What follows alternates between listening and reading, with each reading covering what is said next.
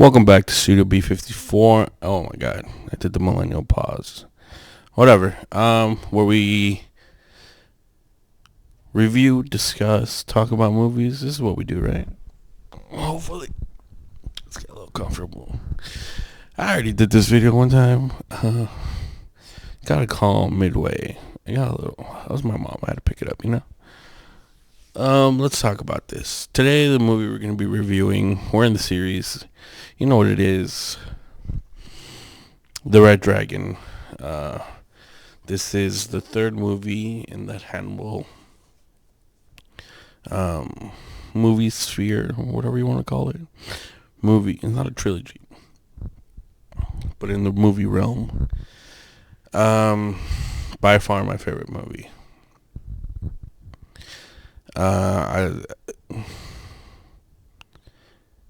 If you're gonna watch the movies, I still think this is the best. I'm gonna give you the best way to watch it. I think if in order of movies, like maybe not the storyline, but which movie is the best movie to watch.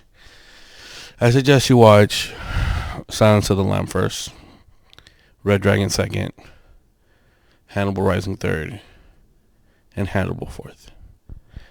Technically speaking, I don't even think you should watch the fourth Hannibal. The Hannibal 2001. I don't think it's a great movie. It's a fluffer. I think it's like in between gas grab, whatever you want to call it. I think you should watch Silence of the Lamb. The reason I put that one first is because I feel like most people in my age or younger, we might not have the patience to watch it. So it's the slowest one. It's a slow burner, but it's a good movie. The Red Dragon starts to become like a little bit more like a faster pace. It's still pretty slow, but at the end of the day, I think it still holds up, like to the way movies are today. Like maybe not like, a super action movie, but still a good movie.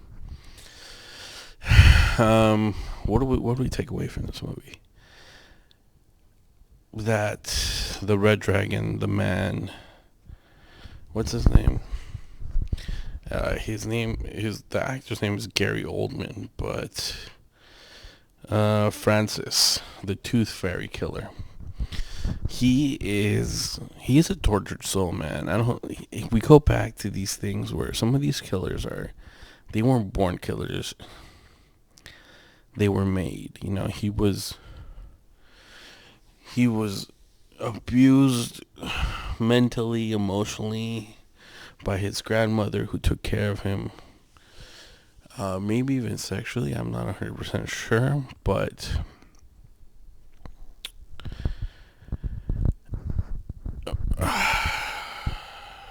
you feel for the guy, man. You feel for him. I think he doesn't like who he is. I don't think he's ever liked who he is.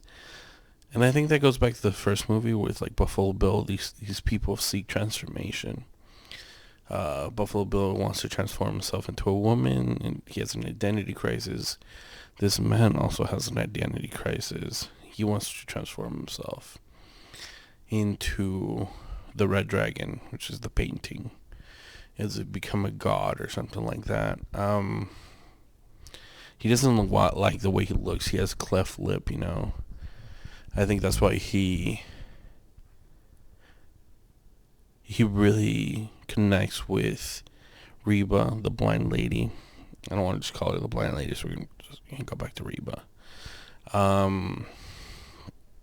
Because when he was younger, it looks like he had like cleft lip, and he had like reconstructive surgery for that. And I think that's why he doesn't like seeing himself in mirrors. So when he goes and attacks people and is doing his crimes, that's when he smashes out the mirrors, And the detective, the FBI detective, notices that he puts glass into these people's eyes so that they could see him. I think it's kind of so that it looks like they could see him, but it's probably for him to be able to see himself too, a little bit.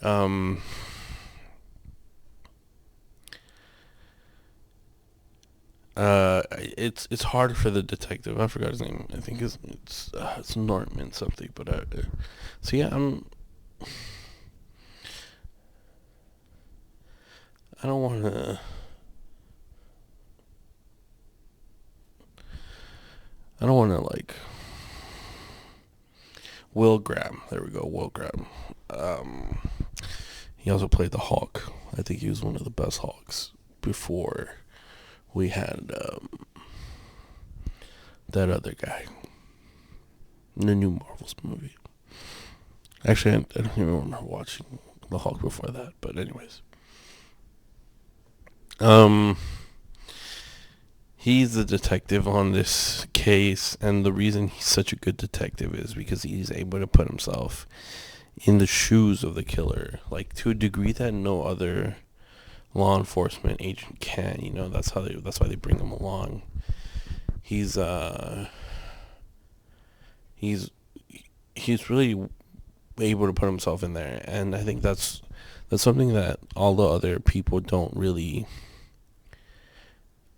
They kind of take it for granted because this really eats away at him and all the things you've seen. You feel sorry for that guy. This whole movie, I feel like you feel sorrow. You feel for everybody. Like in the second movie, you feel revenge, anger. This is what you feel. In the first movie, you feel like discovering things. Discovery. That's what's important about this. But in this movie, everything is to a degree about it so sad. You lose the innocence of this woman, Reba. Like she thought she was gonna find this great man that who was an upstanding citizen in her eyes. So that's horrible to say, right? Because she's blind. But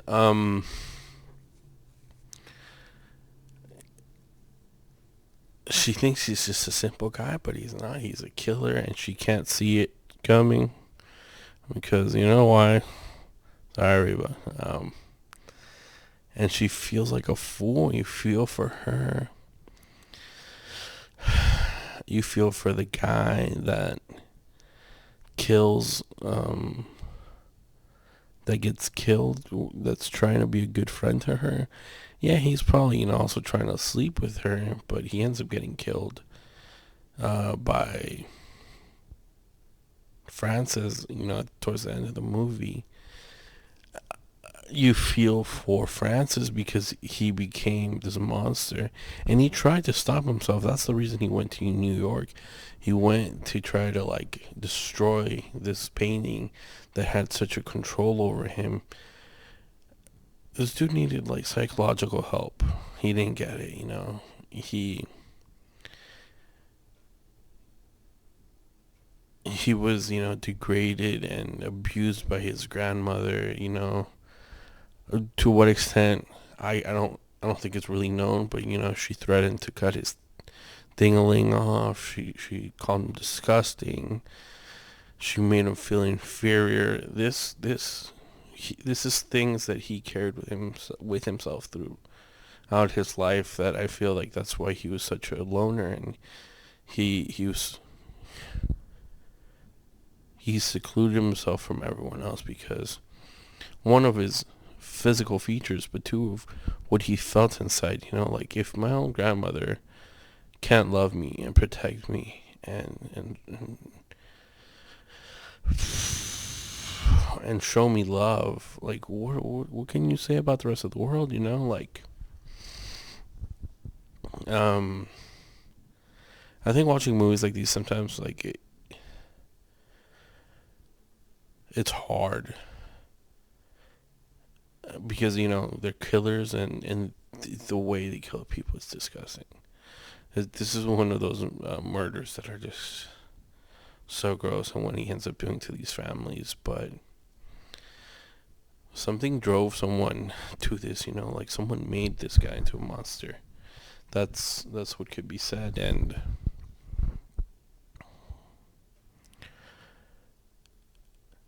at the end of the day, I was okay, that Will was able to, kill him and stuff. But this is one of those special cases that I feel like if he would have had, like the ability to have psychological help, that would have helped him so much more. Maybe he was a goner. Maybe he had other things in his mind because he, not everyone thinks they're turning into a devil, So there's something there to think about too, like his mental status, and not everyone puts Hannibal Lecter up in a pedestal like he did. Just there's something was so wrong with this guy, but you feel for him, It's not just he's a killer, but you think about what could have been if situations were different. I feel that's different from the second movie, because the first movie is the same thing. The second movie, we're talking about like people who are just out there for revenge. They want to kill. Everybody wants to kill everybody. That's what I get. But this movie, I feel like I've been talking for so long, but not much has been said. I've said what I've said over and over again. I think it's a great movie, great pace.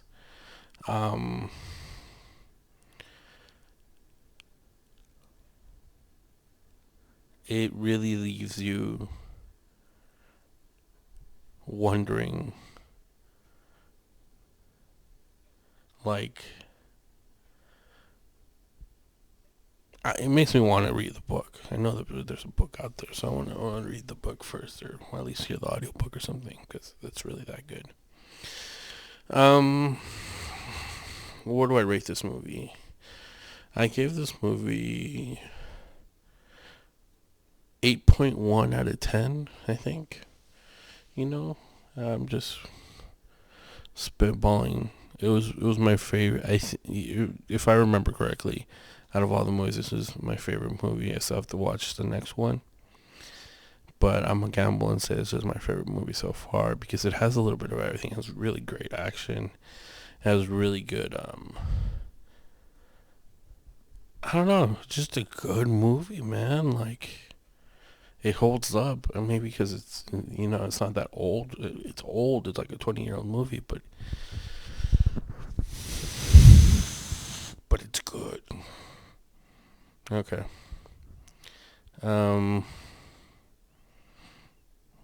Yeah. Peace. Peace to my number one subscriber. I don't know who you are.